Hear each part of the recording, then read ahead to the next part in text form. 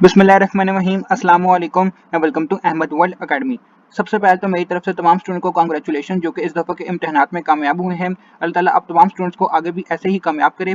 लेकिन अनफॉर्चुनेटली वो स्टूडेंट जो कि इस दफ़ा जितने मार्क्स एक्सपेक्ट कर रहे थे और उनके एक्सपेक्टेशंस के मुताबिक मार्क्स नहीं आए, या फिर वो स्टूडेंट जो कि किसी भी एक्सप्रेस रीज़न की वजह से इस दफ़ा के इम्तिहानात में कामयाब ना हो सके, तो आपका पास होना या फेल होना आपकी ये जो एकेडमिक जर्नी होती है उसका एक हिस्सा होते हैं। तो आपको डिसहार्ट होने की जो है वो बिल्कुल भी ज़रूरत नहीं है, क्योंकि आपके रिजल्ट अनाउंस होने के बाद आपके पास दूसरे ऑप्शंस मौजूद होते हैं। दूसरे ऑप्शन से मुराद मेरा ये है कि पहला ऑप्शन आपके पास रीचेकिंग का मौजूद होता है और दूसरा ऑप्शन आपके पास इंप्रूवमेंट एग्जाम्स का मौजूद होता है।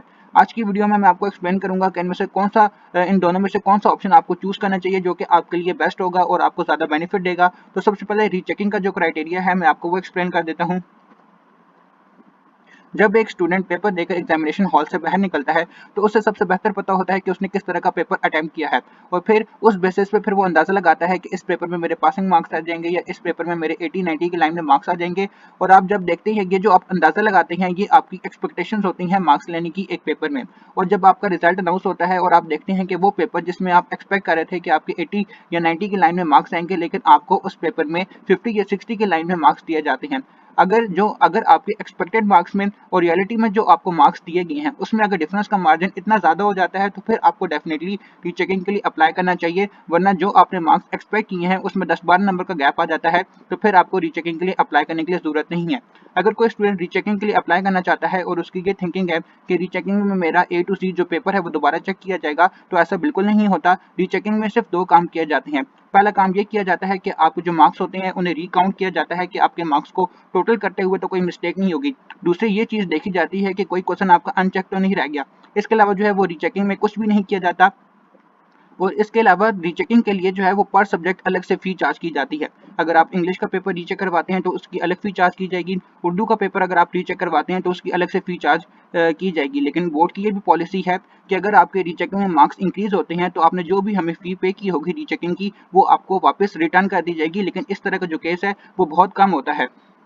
जबकि दूसरी तरफ इंप्रूवमेंट एग्जाम्स के लिए आपको सेकंड एनुअल एग्जामिनेशन में सिर्फ अपना एडमिशन भिजवाना है और उस टाइम पे आपसे सिर्फ एडमिशन फी चार्ज की जाएगी। और एडमिशन के टाइम पे आपके पास ये ऑप्शन मौजूद होगा, आपके पास ये चॉइस होगी कि आप जो है वो एक सब्जेक्ट को इंप्रूव करें, दो सब्जेक्ट इंप्रूव करें या सारे सब्जेक्ट्स को आप इंप्रूव करें। ये आपकी खुद की चॉइस पर डिपेंड करता है। बोर्ड की तरफ से कोई रिस्ट्रिक्शन नहीं है कि आप एक दो से ज्यादा सब्जेक्ट इंप्रूव नहीं कर सकते।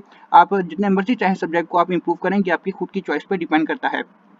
इसके अलावा जो है वो एक और ऑप्शन ये भी मौजूद होता है कि अगर किसी स्टूडेंट की सप्ली है और अपनी सप्ली को क्लियर करने के लिए सेकंड एनुअल एग्जामिनेशन में अपियर हो रहा है, और जिस सब्जेक्ट में उसकी सप्ली है वो तो पेपर वो देगा, लेकिन जो दूसरे सब्जेक्ट्स हैं जो कि उसने पास कर ली हैं, तो अपनी सप्ली के पेपर के साथ जो बाकी सब्जेक्ट्स हैं अगर वो उनमें अपने मार्क्स को इंप्रूव करना चाहता है तो वो दूसरे सब्जेक्ट के मार्क्स को भी इंप्रूव कर सकता है अगर उसकी किसी सब्जेक्ट में सप्ली है उसके पेपर। और यकीन करें सेकंड एनुअल एग्जामिनेशन जो है वो आपके पास बेस्ट चांस है अगर जिसमें अगर आप सही से मेहनत करें, जो मिस्टेक आपने फर्स्ट एनुअल में की हैं उनको सेकंड एनुअल एग्जामिनेशन में अवॉइड करें। तो अगर आप अपने मार्क्स इंप्रूव करना चाहते हैं तो आपके मार्क्स भी इंप्रूव हो जाएंगे, और अगर आपकी सप्ली है तो आप अपनी सप्ली को भी क्लियर कर लेंगे। लेकिन अगर आपको जो है वो ये परेशानी है कि अगर हम इंप्रूवमेंट एग्जाम्स देते हैं और हमारे मार्क्स इंप्रूव होने की बजाय यानी कि हमारे मार्क्स ज्यादा होने की बजाय कम हो जाते हैं, तो फिर इस तरह हमारा नुकसान हो जाएगा। आपको ये पॉइंट बिल्कुल वैलिड है, लेकिन इस हवाले से आपको टेंशन लेने की जरूरत नहीं है, क्योंकि सेकंड यानी कि सेकंड लेवल एग्जामिनेशन में जो आपके इंप्रूवमेंट एग्जाम्स होते हैं उनमें आपकी बोर्ड की तरफ से बेस्ट मार्क्स की पॉलिसी इंप्लीमेंट की जाती है, जिसके अकॉर्डिंग अगर आप अपने पहले वाले मार्क्स को इंप्रूव कर लेते हैं तो फिर जो न्यू मार्क्स होंगे वो आपके रिजल्ट कार्ड पे मेंशन कर दिए जाते हैं। लेकिन अगर आप बाय चांस अपने मार्क्स को इंप्रूव नहीं कर पाते और आपके मार्क्स कम होते हैं तो कम मार्क्स आपको नहीं दिए जाते। इस सिनेरियो में जो मार्क्स आप फर्स्ट एनुअल में ऑलरेडी ले चुके हैं वही मार्क्स आपके सेकंड एनुअल में दोबारा रिपीट कर दिए जाते हैं। तो इस हवाले से भी आपको टेंशन लेने की जरूरत नहीं है। और एक दो स्टूडेंट्स के जो है वो मैंने ये भी कमेंट देखे थे कि अगर हम इंप्रूवमेंट एग्जाम्स देते हैं तो क्या हमारी सनद पे इंप्रूवमेंट मेंशन किया जाएगा। तो जो सनद होती है वो 10th क्लास जब आप पास कर लेते हैं तो तब आपको दी जाती है। तो 9th क्लास के जो स्टूडेंट है वो अगर इंप्रूवमेंट या सप्ली का पेपर दे रहे हैं तो वो इस सनद के हवाले से जो है वो परेशान ना हो। लेकिन जो 10th क्लास के स्टूडेंट है जो कि अभी उनका रिजल्ट आ चुका है और वो अब अगर इंप्रूवमेंट का पेपर देते हैं, सप्ली का पेपर देते हैं, तो उसके बाद जो है फिर आपकी जो आएगी सनद आएगी तो उस पर जो है वो सिर्फ ये एक लाइन मेंशन की जाएगी कि इन मार्क्स को जो है वो इम्प्रूव किया गया है। लेकिन इसके हवाले से भी वो आपको जो है वो कोई टेंशन लेने की जरूरत नहीं है। अभी आपके पास टाइम मौजूद है, सोचें समझें कि इनमें से कौन सा ऑप्शन आपने चूज़ करना है। दोनों ऑप्शन की जो डिटेल्स हैं वो मैंने आपके साथ शेयर कर दी हैं। अब आप अपने पेरेंट्स के साथ इस चीज़ को डिस्कस कर सकते हैं, वो भी आपको गाइड करने की पूरी कोशिश करेंगे। लेकिन आपने ऐसा बिल्कुल नहीं करना है कि अगर आपको कोई दोस्त या क्लास फेलो इंप्रूवमेंट एग्जाम्स के लिए अप्लाई कर रहा है तो उसके नक्शे कदम पर चलते हुए आप भी इंप्रूवमेंट एग्जाम्स के लिए अप्लाई कर दें, या अगर आपको कोई दोस्त रीचेकिंग के लिए अप्लाई कर रहा है तो उसको देखते हुए आप भी रीचेकिंग की तरफ अप्लाई कर दें। आपने क्या फैसला करना है, ये आपने अपना जो है वो रिजल्ट को देखते हुए आपने फैसला करना है, और आपने खुद को जो है वो दूसरों के साथ आपको कंपेयर करने की ज़रूरत नहीं है। बाकी सेकंड एनुअल एग्जामिनेशन के लिए जो है वो आपने कोई न्यू पैटर्न फॉलो नहीं करना। जो पैटर्न आपने फर्स्ट एनुअल के में फॉलो किया है उसी को ही आपने सेकंड एनुअल में भी फॉलो करना है।